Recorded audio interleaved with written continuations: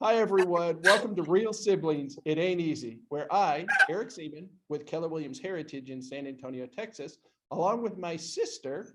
I'm Donna Reed, and I'm with Keller Williams Southern Arizona in Tucson, Arizona. Are here to share a bit about life in our small town and the houses we grew up in Northwest Ohio. Typically, that's our format, but we're doing something a little bit different today.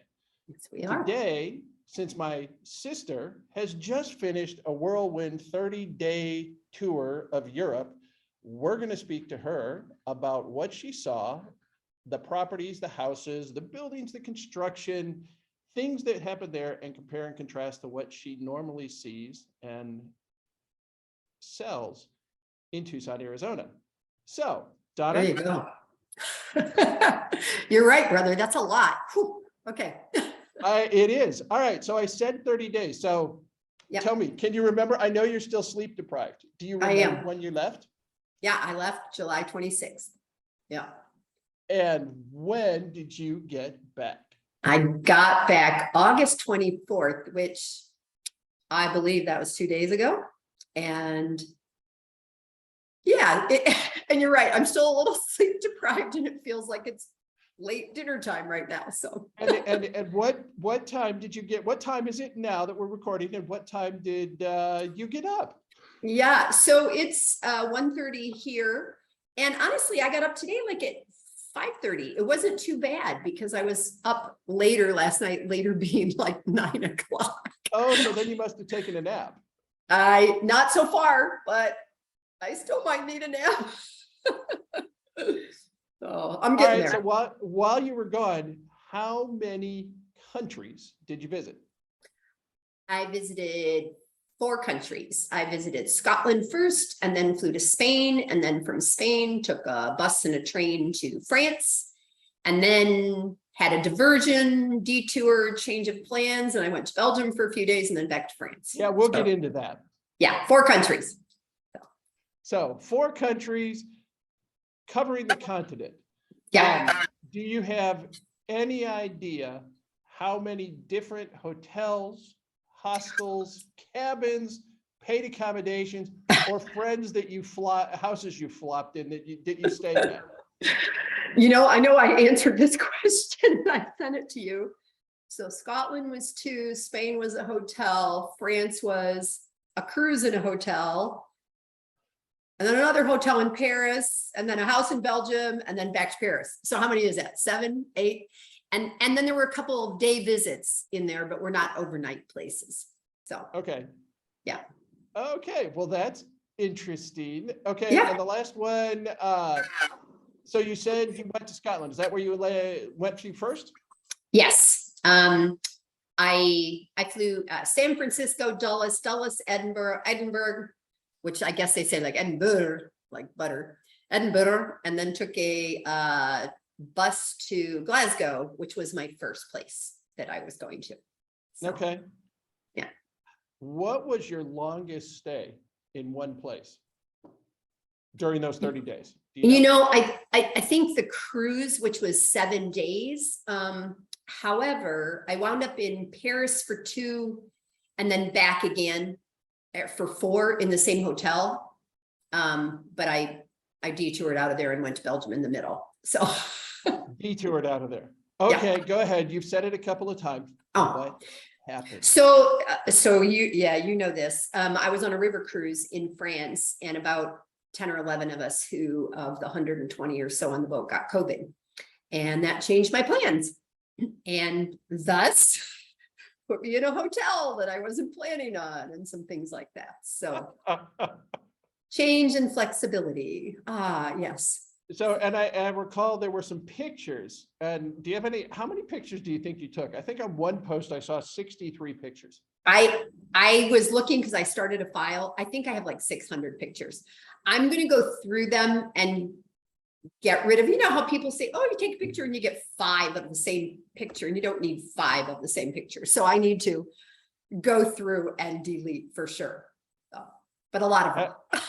All right, with the 5 countries and where you went, do you have any idea how much distance in either like miles or kilometers that you traveled? You know, I was gonna look that up and I really don't. I have no idea. I'm sure I could mathematically figure it out, but my brain is not doing math yet. So I'm not going to do that. I just don't care. No, I know. Now, you said planes, trains, buses, boats, cars. What's the difference between trains and metro? The metro is the local system. So the metro in Paris is just taking you from one place to another, but you can go from the metro to the train station. And then the trains are going to take you between countries and things like that. Okay, so here's your first chance to kind of contrast. With Okay. all of those things that you did, aside from the plane to get there, Yep. how many of those modes of transportation would you use in southern Arizona? The car. That'd be it. Car. Yeah, I don't take the bus. The bus system here is, first of all, it barely comes to where I live on the northwest side, and blech. But buses are common in Europe, as are trains, as are metros. So, Okay, have you ever been on a bus in Tucson? Like a city bus? no, never. Nope. Not once. How long have you lived there? 22 years. Wow. 22. Yeah. You're just not very green, are you? No. Grant has been on buses. I have picked him up, and I have taken people to the Flix bus to go to like Vegas or LA. Okay. So I've taken, Has Grant, and Grant is your oldest son, has Grant ever told you about what the inside of the buses look like? And specifically, did he ever say anything about a seat reserved for Rosa Parks? oh, no, he hasn't said that. And So- mostly buses are people who are tired and barely awake when they're on the bus, and they typically don't have a driver's license, and that's why they're taking the bus. Okay, and the reason I bring that up is here in San Antonio, our bus public transportation system, and we do not have a subway or a metro or the high-speed rail or any of those kind of things. We have buses. And Yeah. those buses, every single one of the buses has a seat set aside that says reserved for Rosa Parks. Wow. That marks the location Where she as sat. close as possible to the seat that she refused to get up on during the civil rights movement. That's very cool, Eric. Yeah, I it was, didn't know that. and I found that out because here in our multiple listing service, we need to specify if a house is close to the bus. To get a better feel for that in the area that I work in most frequently, I jumped on the bus one day and took all the connections and did nothing but ride the bus for about 6 hours through multiple connections to see how it went through neighborhoods and things along those lines. And that's when every bus that I got on, and I think I changed buses 4 times, every single one of them had the Rosa Parks. Oh, that's very cool. You know, Eric, what I should say is we're sitting here talking, we do have a streetcar down by the university. So a number of years ago, a system went in that would allow the growth of the university and for students, especially international students, to have a place to live where they could live not right on campus. They could be a little bit further away and still get across town. And that has also reduced congestion after like football games and things like that, because people can park further away, jump on that, get over to the stadium or whatever. So here in San Antonio, they refer to that as a parking ride, and there's different parking lots that you can go to and move in towards the center of the city. So if it's here in San Antonio, the University of Texas, San Antonio Roadrunners play at the dome that was built for professional sports, the Alamo Dome. Right. And there are buses and bus connections that you can get from outside the city to move into downtown so that you don't have to pay $25 to park your car close to the dome. And it's been great. It's been great for downtown. And it also, it gets people home that shouldn't be driving. So, okay. In any of the older areas of city, there's like an old Tucson area, right? Right. Well, Old Tucson is the name of the park where they filmed movies and stuff like that. Okay, yes, that's the movie, but is there an area in towards downtown? Yeah, that's, the city grew around downtown. So the barrio and the south and stuff like that, where, you go from Spanish to English, you know, a meat store is going to be a carniceria instead of, you know, a meat market. So yeah, that's downtown. Okay, and do they run in that area, like down in downtown San Antonio, they have what looks like old trolleys, kind of a historic looking, but they're diesel powered or propane powered buses Yeah. that get you in and around through downtown in the historic area. There is, and we actually have a lender who his book has just been, I think it's called Life Along the Streetcar, but it's more of a trolley, and it's really great for realtors to do that, to learn what's happening and what the city is doing from a development perspective downtown. So it's a little bit more touristy and learning as compared to getting people to work and things like that, but it's a great way to learn about what's happening down there. Okay, and that's kind of trains and buses and that, but what about boats? Now, I know you said you were going on a cruise, and let's talk about the waterways such as they are in Tucson and Southern Arizona. I'm sorry. Well, okay, that's a funny question, but you guys have had monsoons for the past. We have, you know, when I first moved here, Eric, one of my friends said that her office faced the river. And I was like, okay, so it's on the side that would face the river if there was water in the river. So, you know, we call them washes. It's not very often that there's water in them. However, our monsoon season has been phenomenal while I was out of town this month. And literally, I almost wrecked the car looking at the mountains the other day because they're so green. It looks like what I just saw in Scotland. That's the first time in like 22 years that it's looked like that, and where the water has run torrentially because, of course, our hard soil, it doesn't soak in. So it comes from down the mountains, and, you know, the rivers merge together and stuff. So yeah, it's been crazy the amount of water we've had, and it's so green for Tucson, especially. When you get the dry runoffs that you have there, are there any adventure sports people who are crazy enough to have some sort of surfboard or wakeboard and try to No, and we have a stupid driver thing. The power of the washes and the power of the water combined with sand and tree branches and everything else, it's a don't go near it kind of thing. And you get people up there taking their pictures. We all take pictures of rain in Arizona. Just when it rains, just like, oh, look, a storm. But we're actually told to stay away from the edges, you know, of the washes and stuff, because it's dangerous. And I might have told you this at one time or another, but in 1983 was the last time we had like a 100-year storm.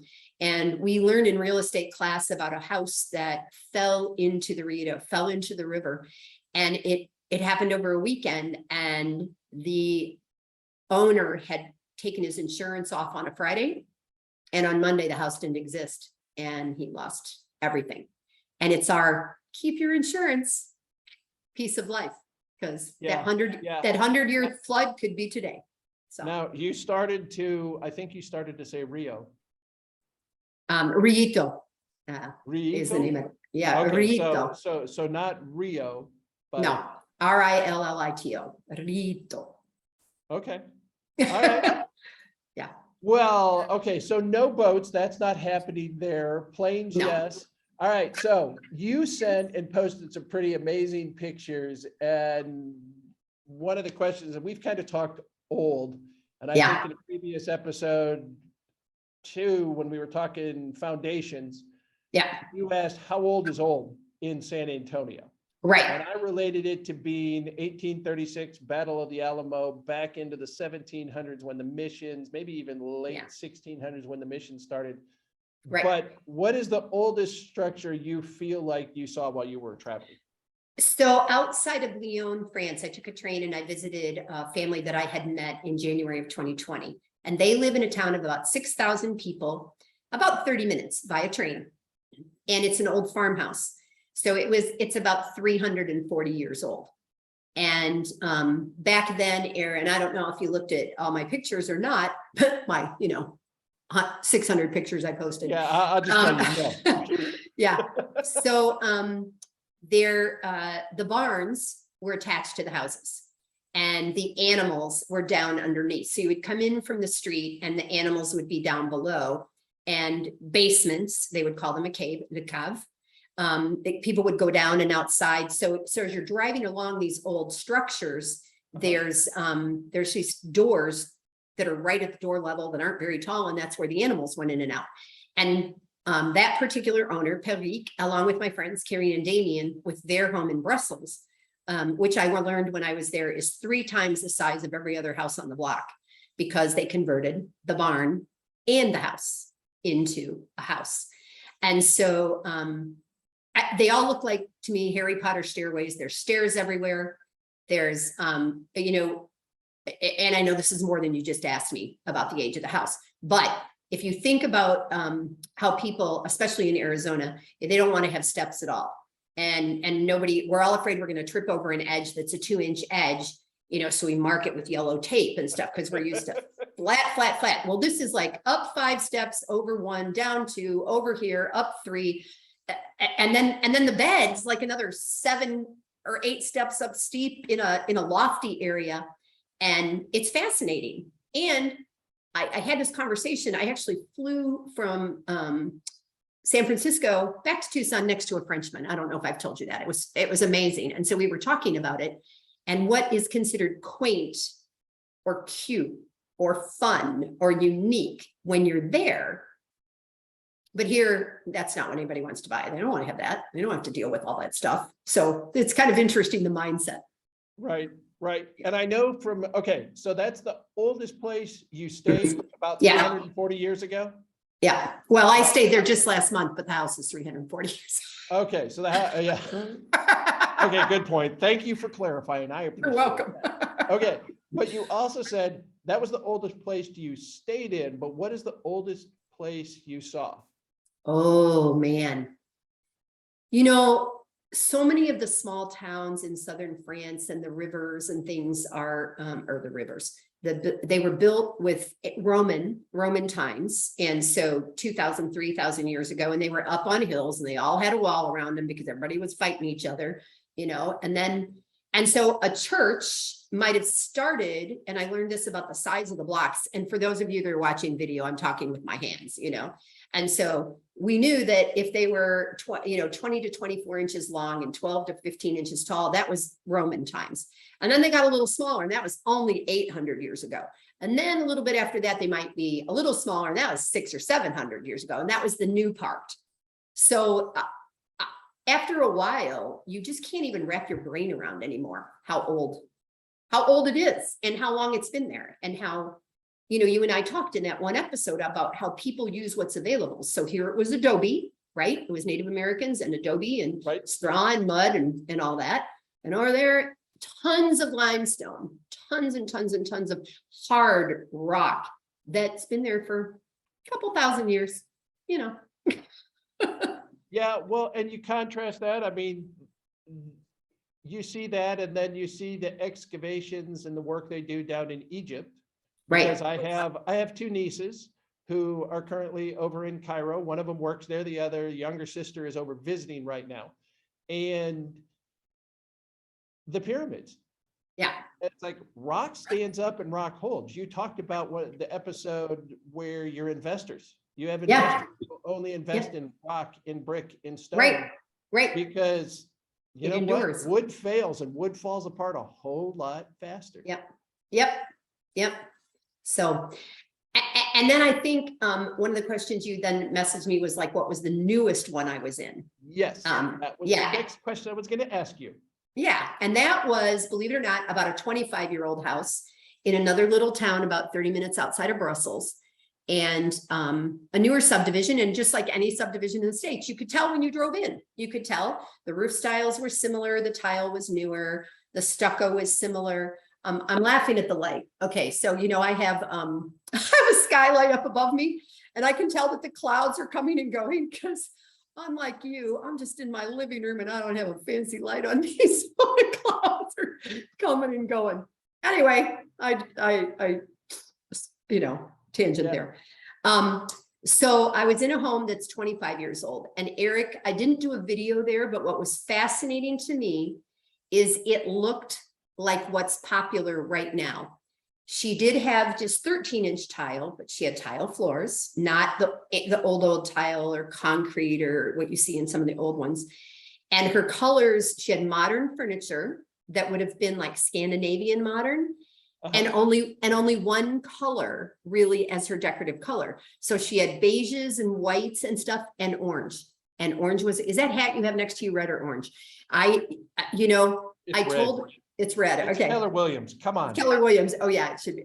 But her accent color through everything, through the drapes, through the pillows, through the carpets, through everything was orange. And it could have been a model home, just like we would walk into right now, except for the European influences. Wow. Wow. Yeah. Yep. Okay. So couple more questions. Yep. One of the things I noticed in your pictures was that it seems that in some of the European households, it is common to have the washing machine in or near the kitchen to reduce the amount of required plumbing, is what I'm figuring. Did you see that at more than one place? Yep. A lot of them, especially the old farmhouses. So first of all, they don't even try to put the plumbing in the wall. It's just on the outside of the wall, and then they paint it the same color as the wall. And especially again at the house at Kieran's house in Brussels, it's not even in their kitchen. You walk out into, I guess we would have called it a summer kitchen, kind of, because it's half inside, half outside. Okay. They have the dishwasher there. Right next to it, they have the washing machine and the refrigerator. None of those are in the kitchen. And many washing machines, not dryers. It's not a thing. That whole dryer thing is That's an American thing, right? So it's a washing machine, no dryer, and they still are using lines or some sort of hangers. Or Oh something yeah. like that. And in Scotland, the friend that I stayed with, she was going to wear something, and she had washed the sheets before I got there. There was nowhere to dry them because it was pouring. So they're just wadded up in a bin, because you got to wait for the sunshine and the weather. Got to wait for the sun and got to wait for that. Okay. Yeah. And then I'm sure you had one or two things that may not be part of your normal diet. By the way, I weighed, and after 30 days, I was up 6 pounds, but I'm already back down 2.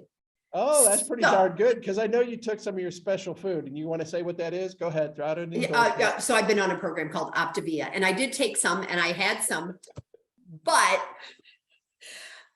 I ate more bread in a month than I've eaten in a year and a half. And dinner at, we're gonna have an apéro or an aperitif at like 8, and then go to dinner, then get back from dinner at 10:30 or 11 at night, and then go to bed on this really full stomach. But I took advantage of most of it. I did not typically eat 3 times a day. But yeah, a lot of bread, more wine, and then mixes of, I'm just going to say alcohol. I don't know what they were, like that you had before dinner or at lunch. But wait, my favorite thing, I have to tell you what I had. So Was the haggis in Scotland? No, I didn't even try that. Some other people did, but I didn't. But the same house that was a 340-year-old farmhouse, he has a pizza oven outside, and it's kind of, I would relate it to a sauce thin crust that they make, and they made dessert pizzas. So after the appetizer, which was a pizza, and after the entree and everything, then they took the crust and they spread like a homemade orange marmalade on it, and put 4 pieces of chocolate, put it in that little pizza oven and baked it and pulled it out and smeared the chocolate over the marmalade. Man, that was good. It made me want to get a homemade marmalade too, then, I'm sure. Oh yeah. And it made me want to get a pizza oven. So like, I won't want to have to get the wood and burn it and do all the work, but I loved what came out of that pizza. Okay, we're going to see how close your computer is listening to you, because you just said pizza oven. I want to know next episode if you start seeing things on your social media about these portable pizza ovens. Oh, like, is it your listening? phones are listening. Okay, I turned off my Google Mini so that it didn't interrupt me like the last time when it tried to answer and said, I don't understand your question. Yeah, but yeah, the food is wonderful. I got a little tired of sauces because there's a lot of sauces in France. But great soups that I loved and yeah, and then the macaroons that I made. All And right. then yeah, macaron. Well, that Yeah. is a very, very brief encapsulation of 30 days. You're going to have to get to my sister's Facebook page to see just some of the pictures. And we do plan on getting some of those posted. Yeah. But we are at a point where we need to bring this to a close. So I'm going to, since we're reversing roles today, I'm going to toss it to my sister to close our episode for the day. Eric asked me if I was all prepared to close this, and I'm like, I'm gonna wing it. So thank you for joining us. You know, our goal is to talk to you a little bit about real estate where we live, where I am in Arizona, where Eric is in Texas, and to compare and contrast to the homes that we grew up in and what we see where we live, and in this episode around the world. So I am Donna Reed in Southern Arizona, and you are Eric, and I am in San Antonio, Texas. And we are Real Siblings. Real Siblings. Thanks for joining us. Bye, y'all. Bye.